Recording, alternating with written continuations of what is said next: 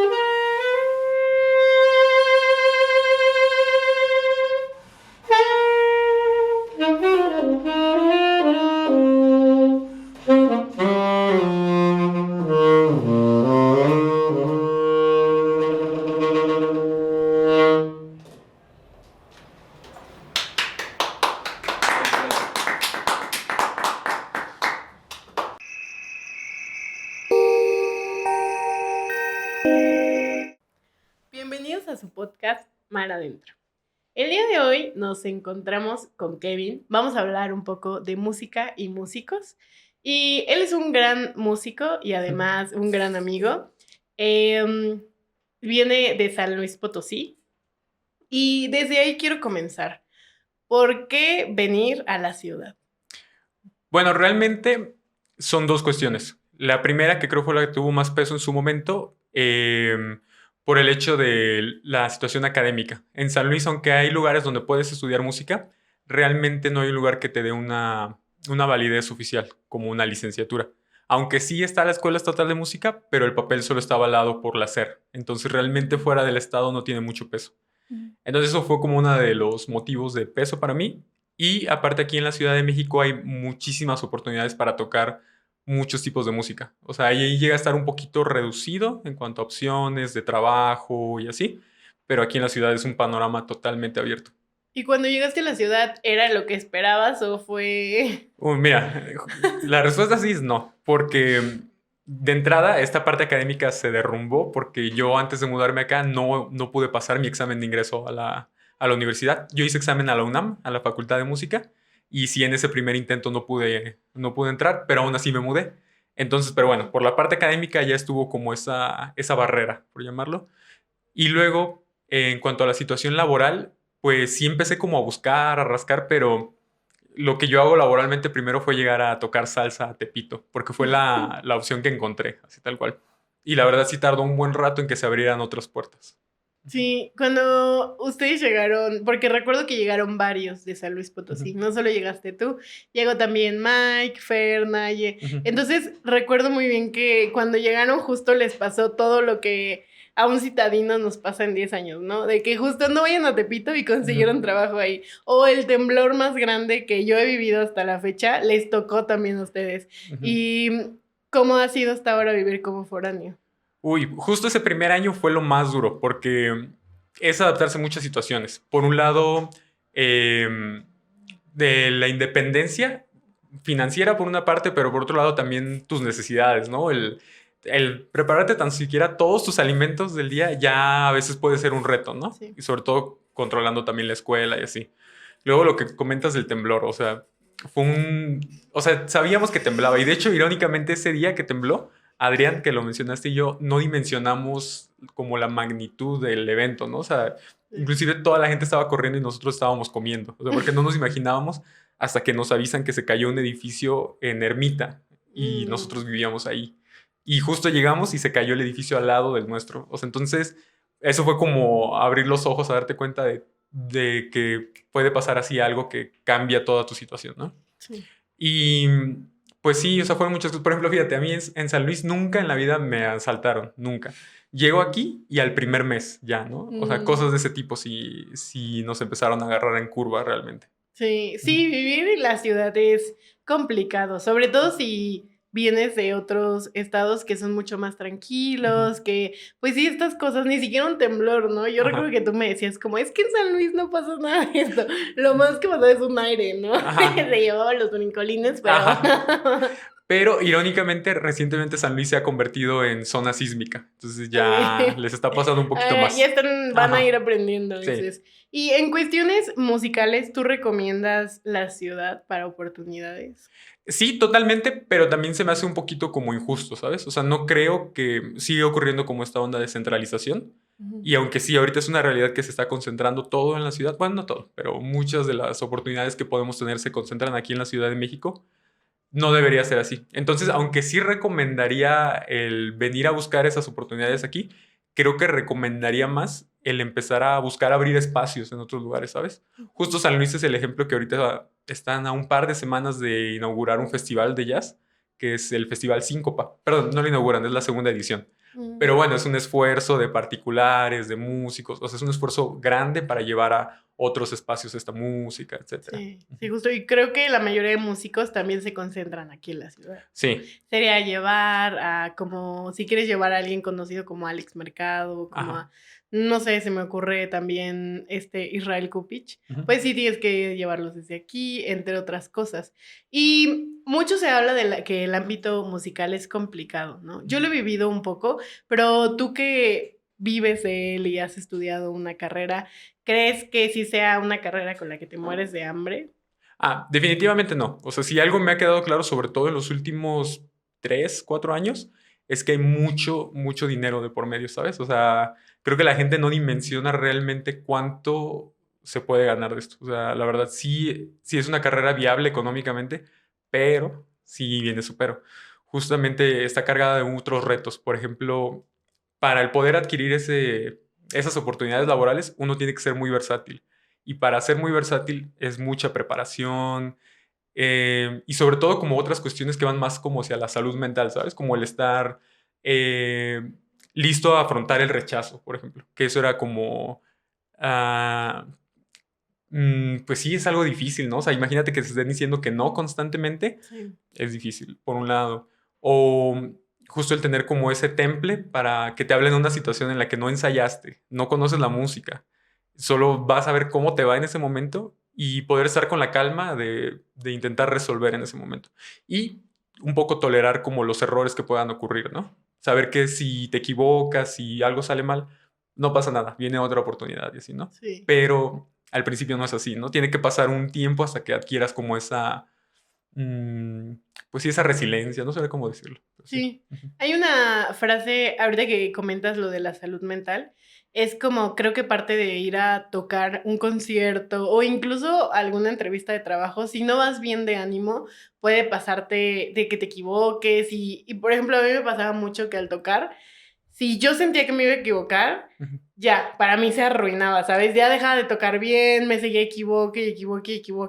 Y eso creo que es como bastante complicado. Entonces, bueno, habiendo dicho esto, te quiero preguntar que tú que estás muy adentro de este mundo, ¿qué tan complicado es? ¿Me explico? Por ejemplo, te voy a poner un ejemplo. Se dice mucho como lo de Whiplash. Se puso muy de moda esa película. Y de que el profe era así, súper mala onda y todo. ¿Así es el mundo de la música? Pues mira, siendo totalmente honesto, sí hay situaciones que son muy desagradables. Yo justamente me ha tocado, sin decir nombres, pero sí me ha tocado enfrentarme con maestros que su pedagogía es cuestionable, digamos. Y justo son prácticas que ya están muy desactualizadas, ¿sabes? O sea que ya no habría necesidad. Ya está más que comprobado que podemos aprender de otras formas. O sea, tomando el ejemplo de Whiplash, que es una violencia tremenda de maestro-alumno, pero es que seguimos reproduciendo como estos modelos donde el maestro es como pues está arriba de ti, ¿no? Sí, exacto. Se vuelven jerarquías, dinámicas de poder. Y entonces... Justo les comentaba a un compañero la semana pasada que se convierte como un ciclo en el que entras y te hacen sentir un poco que la música que a ti ya te gusta, la música que ya tocas, no tiene validez. Y como que la música a la que deberías aspirar no eres digno de esa música. Entonces se vuelve este ciclo en el que todo tu estima va para abajo y así. Sí. Y donde te puede ocurrir algo whiplash así fuerte. Sí, que bueno, te lo pregunto porque hay mucha gente allá afuera que quizá quiere estudiar música, pero dice como, ay, no, es que no soy tan bueno, o quizá no voy a hacer mucho dinero. Entonces, de alguien que conoce el tema, lo pregunto, pero ya que sacas lo de gustos musicales, hay algo que me gustaría tocar, y es que, porque algún momento de mi vida yo también fui esa persona es que esta música... Ajá, claro. Ay, ¿escuchas esto? Sí, sí, sí. Y creo que un poco lo que comentas de salir adelante en la música es la versatilidad, ¿no? De poder tocar desde reggaetón, cumbia, corridos, para poder tener oportunidades y abrirte muchos caminos. Entonces, ¿tú qué piensas de toda esa gente que todavía allá afuera dice como es que el reggaetón es como para gente que no sabe, o que pone a la música clásica o al jazz como superiores, cuando yo creo que sale de ahí toda, o sea, o tiene como bastantes bases también el reggaetón y todo esto, la cumbia, la salsa de esos géneros? ¿Qué piensas? Pues mira, es un tema delicado el reggaetón porque, así, superficialmente yo sí creo que hay que criticarlo como cualquier otro género, ¿no? Porque sí hay cuestiones de letra o de estereotipos o violencias que se reproducen dentro del mismo género. Definitivamente, y hay que cuestionarlas, hay que visibilizarlas. Pero como te digo, eso es en todos los géneros. O sea, Sí. todos sabemos mínimo una canción de rock que también tiene una letra misógina. O de salsa, ¿no? Sí, totalmente, totalmente. Ajá. Pero justo está pasando esto que se ata al clasismo. O sea, yo recuerdo hace muchos años en San Luis hicieron justo una campaña que era Perrea un libro. Y entonces hacían estos conciertos de reggaetón con artistas urbanos de San Luis y también regalaban libros. Y dentro de las letras de las canciones metían alguna frase de un libro o algún poema. Un súper proyecto, súper proyecto. Para mí muy interesante. No tienes idea cómo le llovió de hate, así de críticas, persinándose de cómo la música está ahí, no sé qué, ¿sabes? Y entonces está como esta idea de que la música todavía debería estar como en una vitrina o reservada para ciertos espacios. Y cuando lo reservas para ciertos espacios o ciertos momentos, realmente la estás reservando para cierta gente. Sí. Entonces, no, hay que ser muy conscientes de eso. O sea, sí está ocurriendo una situación como de clasismo. Ok. Ay, Sí, entonces como músico invitas a las personas a que sí pueden ser muy buenos jazzistas, pero también podrían tocar, no sé, cumbias, salsa, estar abiertos siempre a experimentar nuevos géneros. Claro, totalmente, totalmente. Y al final de cuentas todo es lo mismo, ¿sabes? O sea, como que ya si lo ves desde un punto armónico, siempre comparten cosas. El reggaetón, algo que ha explotado mucho, que por ejemplo el jazz, la cumbia o la salsa, ¿no? Es como este aspecto tecnológico, ¿sabes? De la Sí. producción y así. En eso está años adelante de esas otras músicas. Y es interesante también, ¿no? O sea, como ver en cuenta esos aspectos y así. Pero, por ejemplo, también algo que se le ataca al reggaetón es que es muy simple, muy sencillo, ¿no? Pero si realmente la mejor música fuera la complicada, todos estaríamos escuchando Stockhausen, ¿no? O Berlioz, cosas así. No va a pasar. Y justamente esa música peca de ser sobrecomplicada y de desconectarse del público. Yo realmente creo que si algo te gusta, acéptalo. O sea, luego puedes cuestionarte por qué te gusta, etcétera, etcétera, pero no, o sea, lo peor del mundo es un gusto culposo. ¿Por Sí. qué te debería de dar culpa algo que te gusta realmente? Sí, perfecto. Y actualmente yo sí recuerdo que tú eres muy versátil a la hora de tocar música. O sea, te he visto tocar cualquier tipo de música.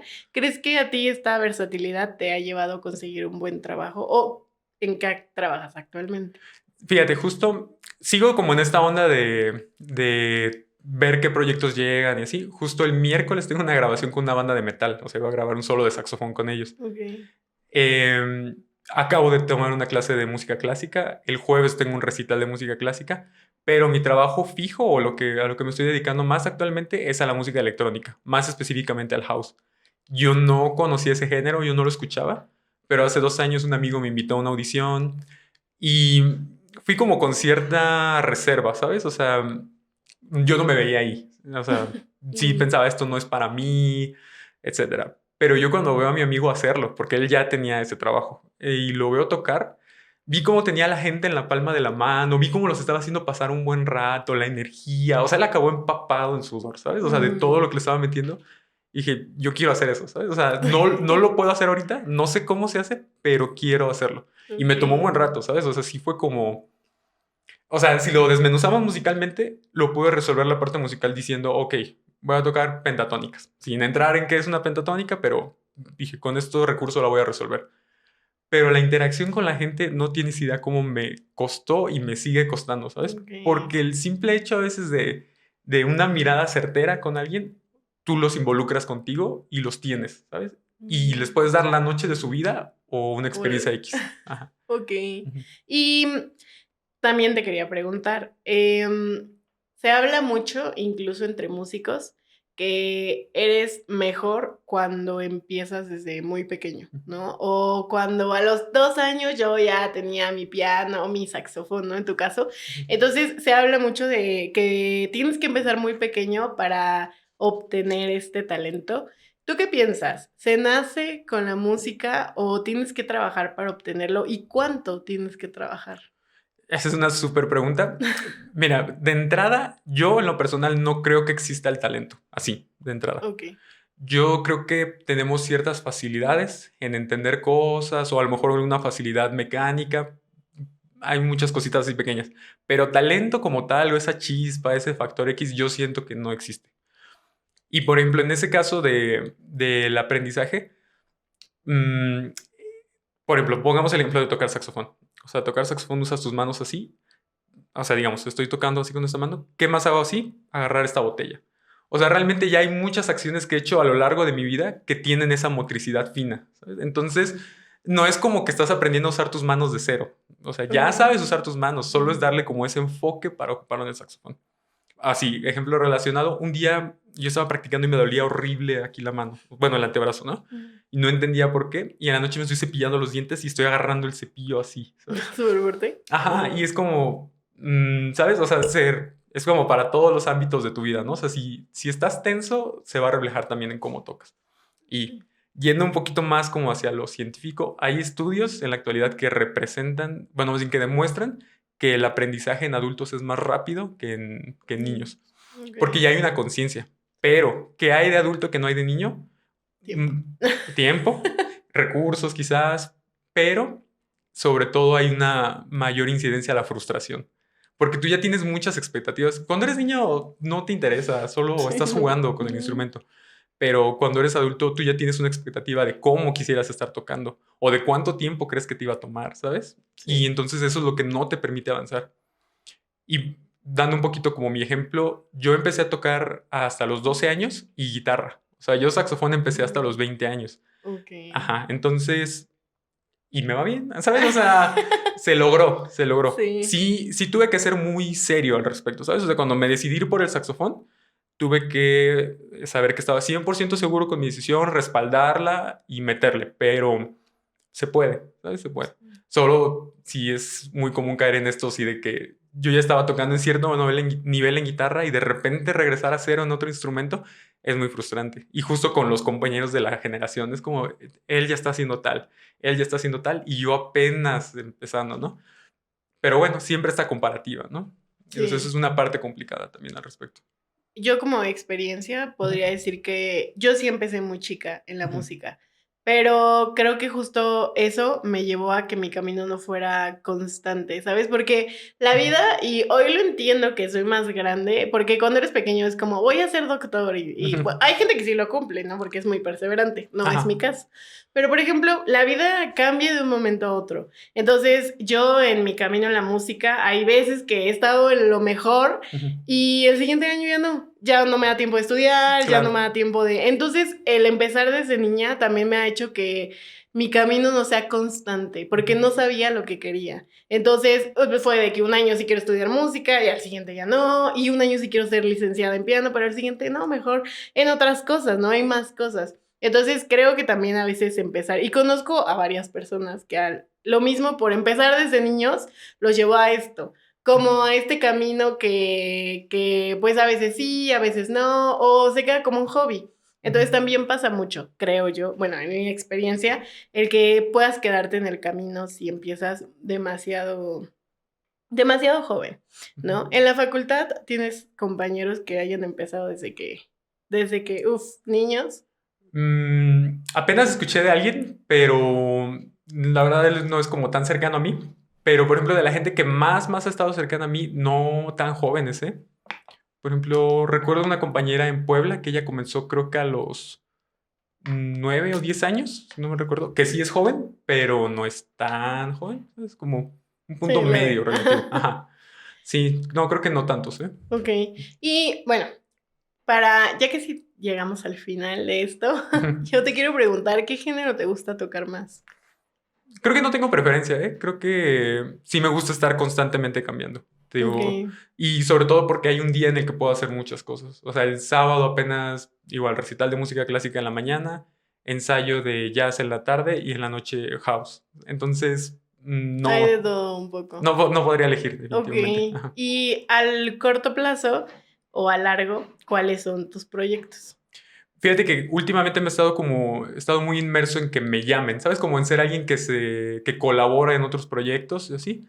Y recientemente estoy pensando ya en mí no como solista tal cual, sino como con mi nombre, ¿sabes? Que sea mi nombre el de presentación. Mm. Y quizás sí un poco por ego, pero también un poco como por subsistencia, ¿sabes? O sea, saber que no depende mi proyecto de alguien más, sino que yo estoy a la cabeza. Entonces, de esa vertiente quiero trabajar como en cuestiones hacia redes sociales, proyectos de jazz igual con mi iniciativa, música original, o sea, música electrónica, pero original, ¿sabes? Ya mis Sí. ideas y así. Y música clásica ya como, ahora sí como solista, ya estoy presentando como propuestas que ojalá funcionen. Sí, y esto como, por ejemplo, cómo se logra, porque se dice mucho como, pues los famosos llegan a ser famosos porque tienen dinero, ¿no? O Ajá. porque tienen contactos, o porque entonces, si yo soy independiente, si yo soy como más, me hago la música porque me gusta, pero no tengo tanto en lo económico, ¿cómo logro ser o sacar un disco como solista? Ah, bueno, sacar un disco como solista ya es muy fácil, o sea, porque ya hasta cualquier celular ya te puede grabar con una calidad mucho mejor a la que se Ok. podía hace Ujú. unas décadas, ¿no? Por ese lado. Entonces, realmente no te cuesta mucho hacer una grabación y tú sacarla, ¿no? Ya es muy fácil sacar algo en Spotify, en YouTube, así. Ahora, el que llegue a hacer algo grande que reditúe, eso es lo que puede ser muy complicado, sobre todo con un disco que ya depende mucho de las discográficas que pues se sabe que tienen muchos intereses ocultos y así.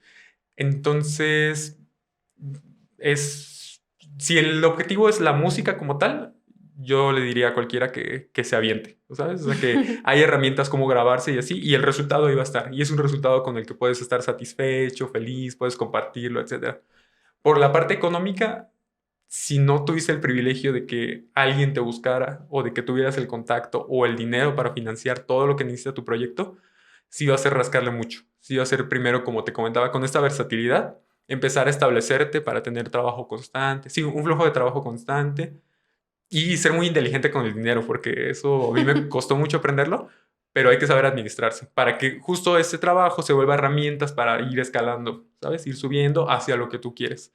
Y pues ya de ahí estamos en ese punto en el que yo me siento ahorita, ¿sabes? Ya luego te Ok. cuento cómo se llega a lo mejor un poquito más. Sí, está perfecto. Pues bueno, Kevin, me dio mucho gusto platicar contigo. Es un gusto tenerte aquí conmigo hoy. Yo voy a dejar tus redes sociales para que sigan la música de Kevin. Por ahí si quieren aprender a tocar el saxofón, lo busquen. Y nosotros nos vemos en otro episodio de Mar Adentro.